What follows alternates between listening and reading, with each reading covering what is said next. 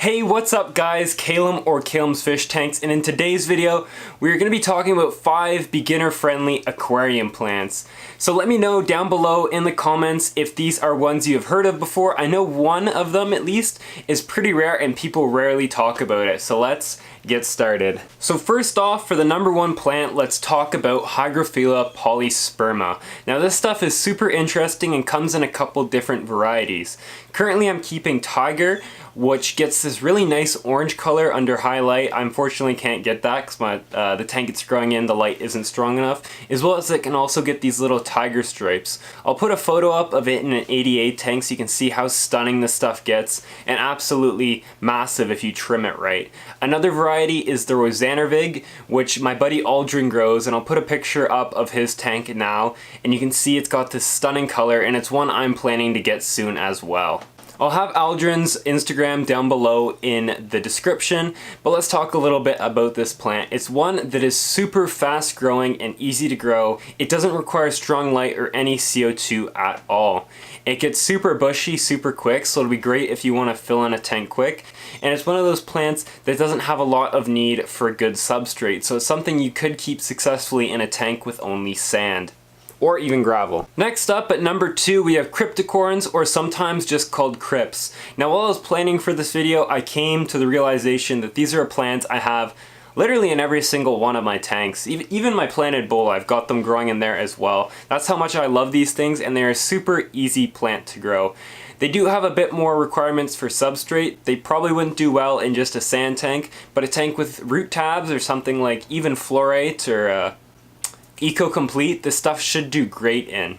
Now these are relatively slower growing compared to a lot of the other plants I put on this list, so it'll be really good if you're going for a low maintenance setup. But they are also prone to melt, but I have a whole video about Crypts which I'll put up in this corner right here if you want to go find more information on them.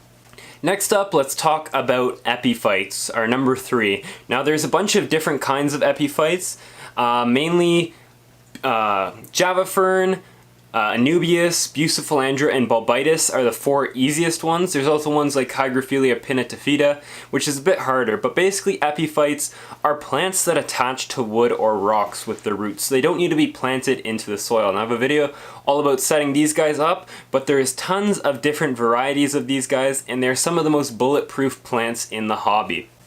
There's also mosses as well, like Java moss and Christmas moss and all those, that are also really good and easy to grow that attach to wood or rocks as well.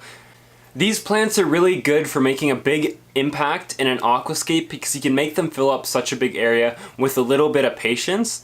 So you can see down here, you can see my 40 breeder, and you can see the massive piece of wood I have filled with different kinds of Bucephalandra as well as some needle leaf Java Fern. Before we continue on to number 4, please go drop a like down below, and I'll make sure to do a part 2 of this video because I still have a bunch of plants I'd love to cover. So at number 4 we have Lea Longifolia, and this is such a sleeper plant. It's one you rarely hear talked about, and I don't know why it's not more available in the hobby because it is so easy to grow. Now it does get a bit big, but it can be controlled by trimming down the leaves. It probably doesn't require any special needs in terms of lighting or CO2, and it gets this really nice red purplish color to it that no other plant in the hobby gets. I had an old friend who had a 330 gallon that was completely full of this stuff, and it looked absolutely amazing. This stuff is the perfect plant for you if you have, say, like a 55 or a really big tank and you want something to fill it up super quick. I really wouldn't recommend it for nanos because it gets a bit too big, but the 55s, 75s, even maybe a 30 or 40 gallon, this stuff would be great for.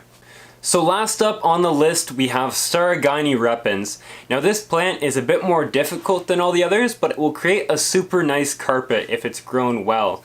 It doesn't require CO2 at all, but it does like a little bit more light as well as a nutrient-rich substrate because it does get super big roots and relies on them a lot for growing well. If you don't have super strong light, or like low light, sorry, it can be prone to stretching, which basically means the gaps between the leaves will be a lot bigger and it'll look a little like this, which isn't the most sightly. So guys, let me know what you thought, if you found this video useful, and please drop a like if you want to see a part 2 of this, because I've got tons more beginner plants I'd love to talk about. But anyways guys, this was Calem's Fish Tanks. Thank you guys so much for watching. Peace.